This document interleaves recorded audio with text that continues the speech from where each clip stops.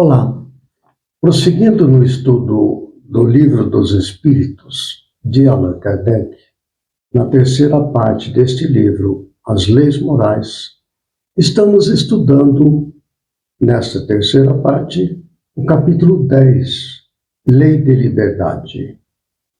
O tema para esse vídeo é o início do estudo do tema livre-arbítrio. A questão número 843, que Allan Kardec formula aos espíritos sobre esse tema, livre-arbítrio, é o seguinte: tem o homem o livre-arbítrio de seus atos? Resposta: pois que tem a liberdade de pensar, tem igualmente a de obrar, realizar obras, fazer. Sem o livre-arbítrio, o homem seria máquina. Então, tem livre-arbítrio. Tem o homem livre-arbítrio de seus atos?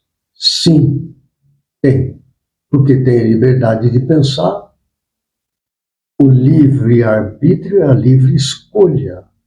Ele pensa e escolhe entre pensamentos que lhe ocorrem. Então, esta é uma função que existe no ser humano. 844. Do livre-arbítrio goza o homem desde o seu nascimento? O bebezinho ali nasceu?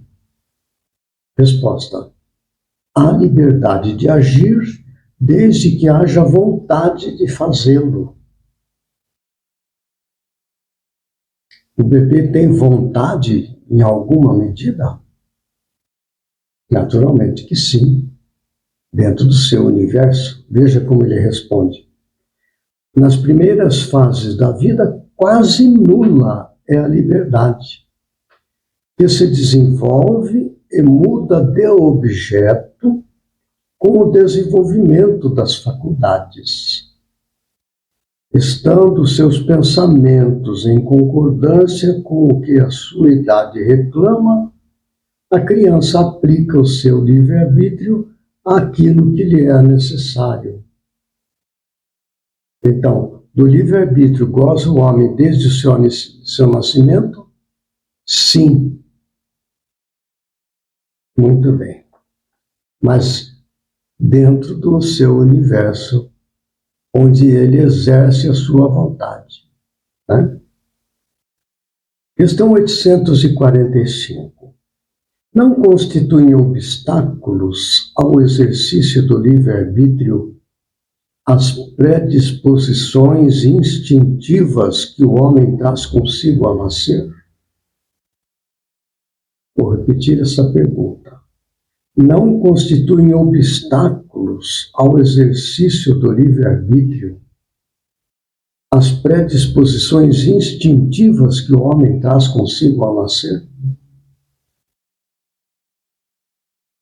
Resposta: as predisposições instintivas são as do espírito antes de encarnar. As predisposições que nos levam a escolher são inerentes ao espírito e não ao corpo, como veremos na sequência. Conforme seja este mais ou menos adiantado, elas podem arrastá-lo à prática de atos repreensíveis, no que será secundado pelos espíritos que simpatizam com estas disposições. Não há, porém, arrastamento irresistível, uma vez que se tem a vontade de resistir. Lembrados de que querer é poder. Aqui ele levanta uma questão que está ligado à obsessão. Porque a obsessão é uma ação persistente de um espírito sobre outro, seja encarnado ou desencarnado. O mais conhecido é a ação de um desencarnado sobre encarnado. Mas existe o caso oposto também. obsessão de encarnado sobre desencarnado, e assim por diante, de encarnado sobre encarnado, etc. Não é? Por causa desta questão aqui, ó. Conforme seja este mais ou menos adiantado, elas, as predisposições instintivas, podem arrastá-lo à prática de atos repreensíveis, o que será secundado pelos espíritos que simpatizam com essas disposições. Ora, se somos arrastados pelas predisposições instintivas, entramos em sintonia com entidades espirituais com predisposições instintivas. O instinto de dominação, o instinto de domínio de território, essa coisa toda, instinto de conservação, etc. Daí nascem obsessões, às vezes compartilhadas. Muito bem. Questão 846. Sobre os atos da vida, nenhuma influência exerce o organismo? O corpo, né? E se essa influência existe, não será exercida com prejuízo do livre-arbítrio? Resposta. É inegável que sobre um espírito exerce influência a matéria. Pode embaraçar-lhes as manifestações. Vou repetir esta frase porque ela está na essência da resposta. É inegável que sobre o espírito exerce influência a matéria, o organismo, né? Que pode embaraçar-lhe as manifestações. Um organismo muito grosseiro, aquela coisa toda, acaba embaçando, causando impedimentos para as potências do espírito, da alma, que ficam, então, prejudicados e ficam sob essa influência da matéria, que, né, podem embaraçar-lhes as manifestações. Daí vem que nos mundos em que os corpos são menos materiais do que na Terra, as faculdades se desdobram mais livremente. Faculdades do espírito, inteligência, moralidade, essas coisas todas, né? Porém, o instrumento não dá a faculdade. O organismo, o corpo, não é? Além disso, cumpre-se distinguir as faculdades morais das intelectuais. Tendo um homem um instinto do assassínio, seu próprio espírito é indubitavelmente quem possui esse instinto e quem lhe o dá. Nós transferir a responsabilidade pelo corpo. Não, eu tenho um corpo bilioso, eu não consigo segurar a minha fúria, aquelas coisas todas. Não é do corpo, não. É do espírito.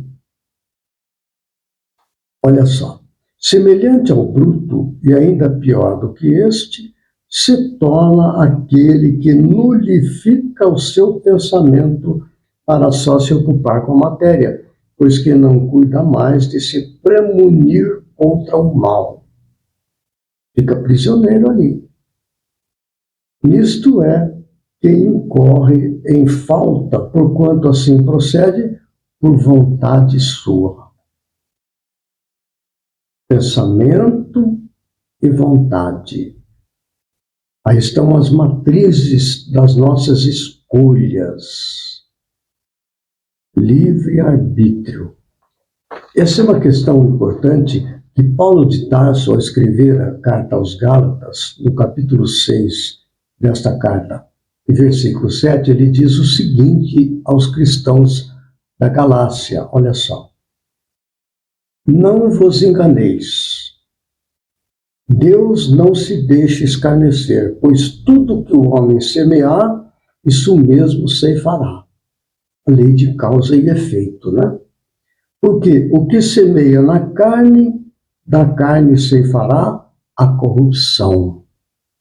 O que semeia no espírito, do Espírito ceifará a vida eterna. Olha que jogo interessante. Nós vivemos num planeta onde predomina ainda a influência dos arrastamentos instintivos da matéria, onde predomina o mal, como se diz. Nós estamos na fase de humanização. Quanto mais nós escolhermos de acordo com as leis de Deus, aí ele chama quem semeia no espírito, prática da caridade, da benevolência, da indulgência, do perdão, da paciência. Quem semeia no espírito, do espírito se fará a vida eterna. Porque estas virtudes são virtudes celestiais, da vida eterna, não mudam nunca. Jesus enfrentou este dilema. Ele é um espírito perfeito. Mas nós vamos ver a questão do livre-arbítrio e da escolha de Jesus, mostrando para nós o arrastamento da matéria e o chamamento do Espírito. Olha só a passagem. Jesus tinha comido a Páscoa ali com seus apóstolos e depois eles foram até o Getsemane. Então, está lá em Mateus capítulo 26, versículo 39 e seguintes, fala assim: E indo um pouco mais para diante, prostrou-se sobre o seu rosto, orando e dizendo, isso é Jesus, meu Pai, se é possível, passe de mim este cálice. Todavia não seja como eu quero, mas como tu queres. Depois ele repete esta mesma oração mais 2 vezes, são 3 vezes que ele repete isso. Meu Pai, se é possível, passe de mim este cálice, o cálice das experiências que ele viveria no corpo físico. Porque ele fala, passe de mim. Quem que está falando? É Jesus, o Filho do Homem. Quando ele fala meu Pai, ele está se dirigindo a Deus na sua consciência, através da sua consciência. Então ele fala, não seja como eu, personalidade, quero, mas como tu, Espírito, queres. Se é possível, passe de mim este cálice. Isso é Jesus, o homem encarnado. Não seja como eu quero, mas como tu queres. Livre-arbítrio, ele tem essa escolha, como diz Paulo ali, o que semeia na carne, da carne ceifará a corrupção. O que semeia no espírito, do espírito ceifará a vida eterna. Evidentemente, Jesus escolheu semear no espírito, ceifando assim a vida eterna. Livre-arbítrio, pensamento e vontade. Somos arrastados para a matéria, mas a nossa vontade firme poderá a gente escolher o lado espiritual, o lado do perdão, o lado da paciência, da solidariedade, da fraternidade. É o lado do espírito. Muito bem. No próximo vídeo, continuaremos com esse mesmo tema, livre-arbítrio. Até lá, então, que Jesus nos ampare e fortaleça.